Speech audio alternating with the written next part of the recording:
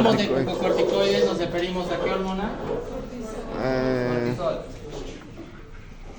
Sintetizado por la glándula ahí está. ¿Qué pasa? suprarrenal, Especial, estimulada por corticotropina, y esta corticotropina producida por las células, corticotropas, y estas células corticotropas estimuladas por la hormona liberadora de corticotropina. de corticotropina. Ya, los efectos que pueden tener un aumento del cortisol son, por ejemplo, circunstancias estresantes como, por ejemplo, dolor, el mismo estrés, Casos clínicos. traumatismos, las cirugías. El cortisol influye en varios momentos. Por ejemplo, tenemos el ciclo circadiano. ¿Qué es el ciclo circadiano? El ciclo del sueño. Ciclo del sueño. Del sueño y de la vigilia. La vigilia, muy bien. Entonces, en el ciclo circadiano, por ejemplo, a eso de las 4, 5, 6 de la mañana, la glándula suprarrenal va a sintetizar lo que es el cortisol para ponernos en a un estado de vigilia. Pero a su vez también tiene que estimular la producción de glucosa. ¿Sí? La glucosa. Entonces, ¿de dónde consigue la glucosa? ¿De dónde se consigue la glucosa, perdón? En la mañana, en las reservas. Primero, las reservas. La primera plana. El plan A sería la glucosa. Ya la reserva del plan B, glucógeno. Glucógeno. ¿El glucógeno de dónde? Desde ácido. Está en el Hígado y músculo. Como plan C, el adipocito. Pero el plan C sería por un mecanismo de neogénesis, para sacar glucosa o formar glucosa a partir de lo que son los aminoácidos, las proteínas. ¿Sí? Ahora, a partir de las 6, 7, 8 de la noche, ¿qué pasa con esta síntesis de cortisol? Disminuye, ¿no? Para podernos preparar para un estado de sueño. Entonces, no se olviden que el cortisol también produce la liberación o la producción, vamos a poner la síntesis de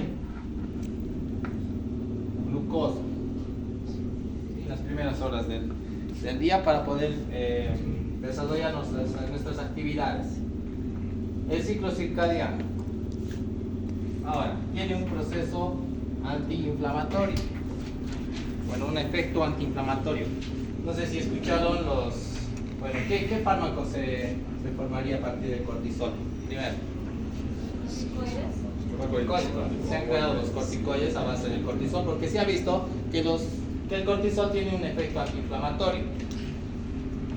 Por ejemplo, si tenemos un paciente que tiene una infección, inflamación,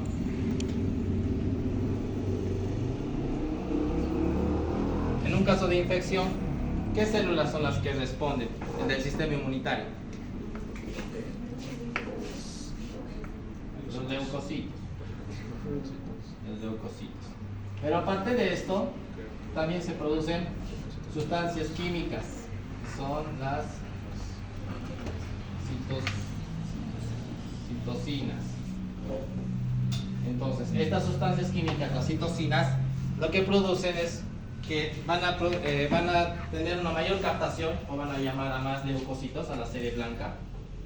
Se va a producir más citocinas como un círculo vicioso y eso es malo para el organismo. Si esto continuaría así, pues podría llegar a producir una lesión tisular. De ese motivo, la glándula suprarrenal, como mecanismo compensatorio, va a sintetizar lo que es el cortisol. ¿Para qué? Para que pueda disminuir la migración de leucocitos, la producción de citocinas y tener una regulación del organismo para que ya no pueda llegar a una lesión tisular. Esto en cuanto al mecanismo antiinflamatorio. Otro mecanismo con la disminución de la migración de leucocitos. Tiene aspectos buenos, aspectos malos. Por ejemplo, ustedes le darían un corticoide a un paciente diabético. ¿Por qué? ¿Por qué no le damos corticoides a un paciente diabético? Porque el corticoide es un o sea, baja las defensas. Claro, lo dijimos, ¿no? También baja los niveles de insulina. Ya con inmunología. Los niveles de insulina. Cortisol produce una mayor síntesis de glucosa. ¿Por qué no le damos corticoides a un paciente diabético? La glucosa aumenta.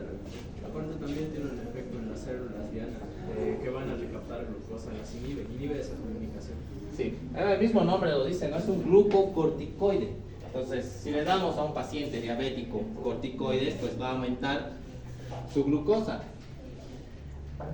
Entonces, si ustedes piensan tratar a un paciente diabético con corticoides, pues mínimamente le harán controles, ¿no?, de su glicemia. Porque aumentar la glucosa en sangre. Entonces, en este aspecto es malo. En otro aspecto malo. En un paciente que presenta una infección activa. Si tenemos un paciente que tiene una infección activa,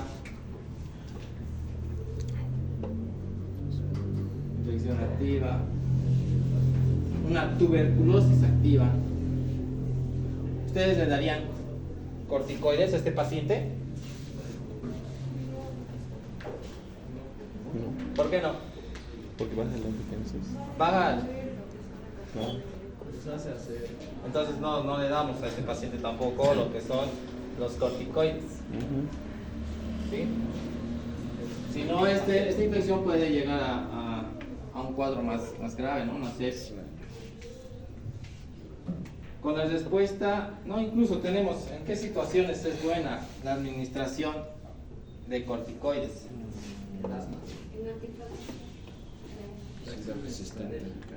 Alérgicas.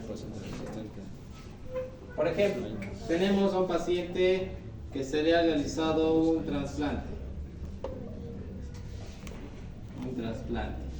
trasplante de órgano. ¿Qué pasa comúnmente con estos pacientes a los que se les realiza un trasplante de órgano? ¿Cuál es el temor más grande? Rechazo, ¿no? Sí. Que hay un rechazo al trasplante. Entonces las células pueden detectar proteínas ajenas y eso puede producir un ataque autoinmune, ¿no? Entonces utilizamos esto para utilizamos corticoides para disminuir la tasa de rechazo del trasplante.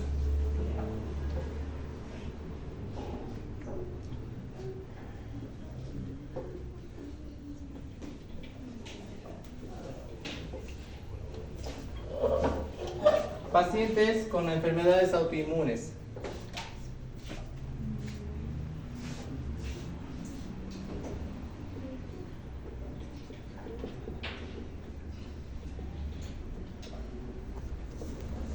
¿Se podría utilizar corticoides?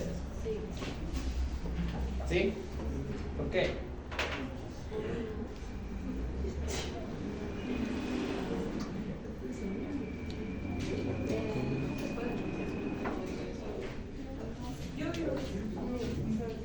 ¿Qué dice?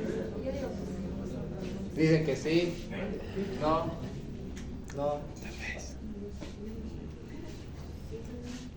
Sí, igual se puede utilizar porque tiene un efecto antiinflamatorio.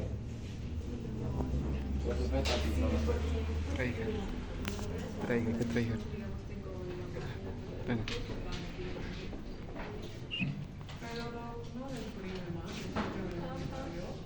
No. Ayuda a combatir. ¿Por qué? ¿Por qué? ¿Cómo? ¿Por qué cree? Combatir. No sé, pero me parece. No, sí ayuda. Ayuda. Por ejemplo, si este paciente autoinmune tiene las defensas bajas, si le administras un corticoide, si tiene una inflamación, requerimos los corticoides, ¿verdad? El paciente no puede contra esa inflamación. Entonces sí, ayuda a disminuir el proceso inflamatorio. Con eso no se confundan. Ahora, en la disminución de la respuesta a la insulina, ¿por qué? ¿Por qué creen que hay una disminución a la respuesta a la ¿Por qué hay una disminución en la respuesta a la insulina? Porque bloquea la identificación o la entrada de la glucosa. Dijimos que el cortisol aumenta la síntesis de glucosa. Si tenemos abundante cantidad de glucosa a nivel sanguíneo, ¿cómo se regula esto? Se cierran los canales de... Se secreta insulina.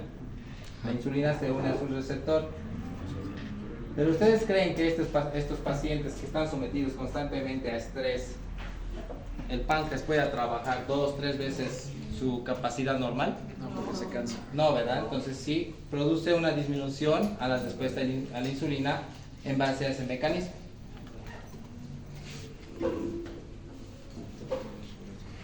Ahora, sí. Aumento de depósito de ácidos grasos. Van a ver, igual en asociación a sus casos clínicos, el síndrome de Cushing. Características del síndrome de Cushing, ¿alguien? Lipólisis central. Lipólisis central. Ya, ¿qué más? El cuello. Entonces hay un mayor aumento de depósito de tejido adiposo.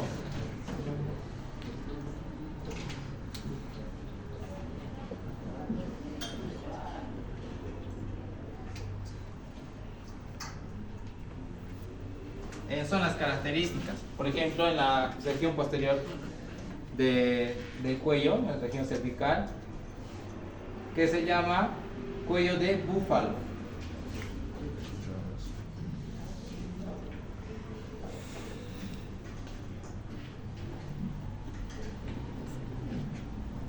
¿Qué más? Los pacientes gorditos que tienen la cara redonda.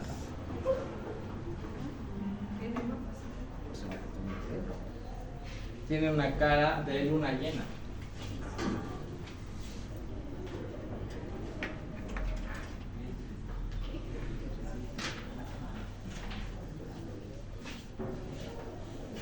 ¿Qué más? No se olviden entonces la importancia, tanto en los efectos buenos o malos del cortisol, como efecto antiinflamatorio, disminución de la migración de leucocitos, disminución de la respuesta a la insulina y el aumento del depósito de ácidos grasos. Si la aldosterona tenía efecto hacía su efecto cuando teníamos alteraciones a nivel de 3 iones, ¿verdad? Eran el sodio, potasio, e hidrógeno. hidrógeno. Igualmente, con el sodio en la regulación de la presión arterial. Y el hidrógeno con la presencia de Acidosis. acidosis. Y el potasio con la presencia de hiperpotasemia. Y el riesgo de poder sufrir un paro cardíaco. ¿Sí? El corazón deja de latir y el paciente muere. Hasta acá es un resumen de lo que es los mineralocorticoides y los glucocorticoides. Ahora vamos a entrar a revisar lo que son Andrógenos. las actividades de esta semana.